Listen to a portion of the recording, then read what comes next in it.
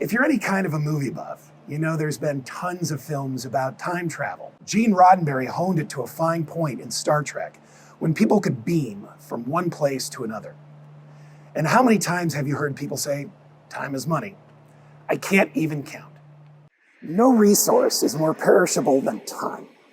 Once it's gone forever. That's why I love being around airplanes. They are time machines. This one's a Citation 7, by the way. My job is connecting clients with the best airplanes for their travel needs.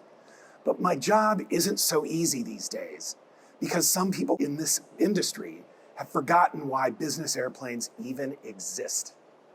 Our industry has moved away from the bread and butter reason why anyone buys a business airplane. Because they're productivity tools, time machines. Look, security and privacy are still important, of course, but our industry has drifted towards making aircraft ownership an exclusive luxury. If that is the priority, aircraft ownership can be tough to justify, and it can be easily snubbed by people with an axe to grind. Now, don't get me wrong. Arriving at your destination refreshed and ready to tackle the day demands the comfort business aviation delivers.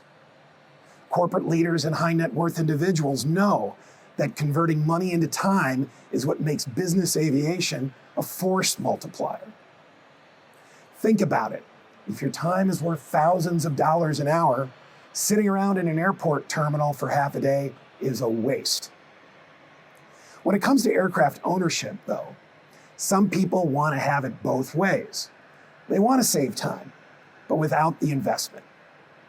That's why fractional and membership schemes have grown over the past decade.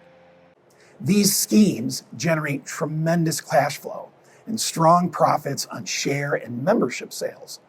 But the operators seldom make any net profit after tax. That's because it's impossible to scale a capital-intensive, operationally complex, customized product delivered randomly while maintaining a high level of customer satisfaction. So to make fractionals profitable, non-revenue repositioning flights would need to be eliminated, the aircraft schedule would need to become more predictable, and the equipment would need to fly 10 plus hours a day. Newsflash, folks, that model's already been perfected. It's called the airlines. Now, the ultimate feature and the biggest benefit of business aviation is the ability to dictate your schedule. This means that owning even a slice of a global or a longitude has limited value if the aircraft's unavailable when you want it. That's because every business model that claims to reduce the cost of ownership does so at the expense of availability. The drawbacks of putting your aircraft on charter or owning a fractional share will hit home some morning when someone in your company misses an airline flight and a voice on the other end of the phone says that your jet isn't available because it's out flying someone else around. If a time machine is what you're looking for, make sure it's there to meet your schedule, not someone else's.